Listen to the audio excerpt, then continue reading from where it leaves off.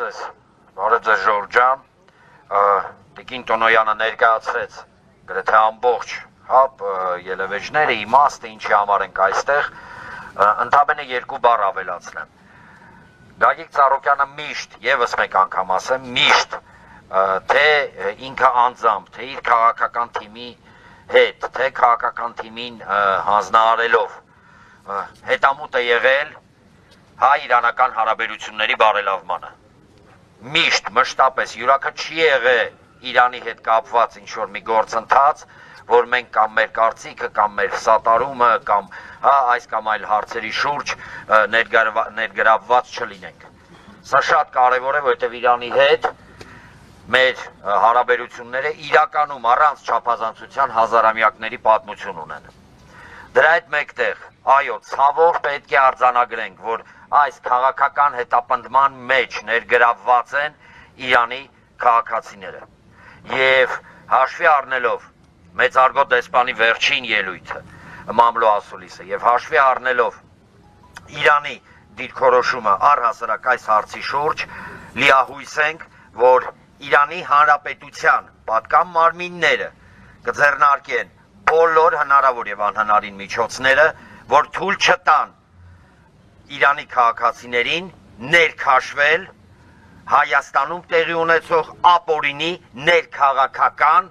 գործընթացների մեջ, որովհետև այն ինչ կատարվում է Գագիկ Ծառուկյանի հետ, դա ապօրինի ներքաղաքական գործընթաց է, որի մեջ եւս մեկ անգամ կրկնեմ Իրանի քաղաքացիներ են ներգրավված։ Պետք է նաև հիշեցնել, որ Իրանում տեղի ունեցած իրավական գործընթացների պարագայում Իրանի պատկան մարմինները արդեն իսկ ունեն որոշումներ համաձայն որի այն գործի շրջանակներում, որում հիմա փորձում են Ծառուկյանին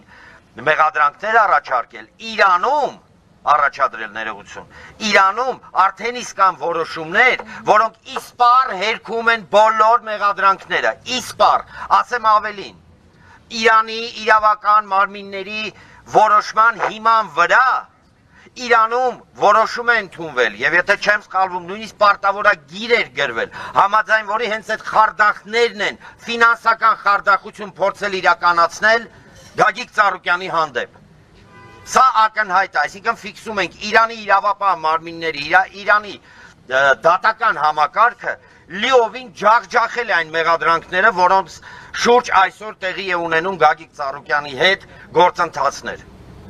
Մենք արել ենք, անում ենք եւ կանենք, դե լավ եմ որ ասում եմ, միջև վերջ քանզի խոսակցությունը գնում է նույնիսկ այս պարագայում Գագիկ Ծառուկյանը անում է ինքը թե անձամբ, թե հանձնարարելով թիմին, ամեն ինչ, որ հանգարց հայ-իրանական հարաբերությունները չփչանան, ոչ մի պարագայում մենք դա չպետք է թույլ տանք։ Եվ իհարկե հայցում ենք մեր իրանցի գործընկերների, մեր իրանցի եղբայրներից համապատասխան հետադարձ գործողություններ։ Այդ իսկ պատճառով գտնվում ենք այստեղ եւ հիմա կհանձնենք նամակը Իրանի դիվանագիտական հաստատության, տեսնենք ով է եկել, եթե եկել է ներկայացուցիչ։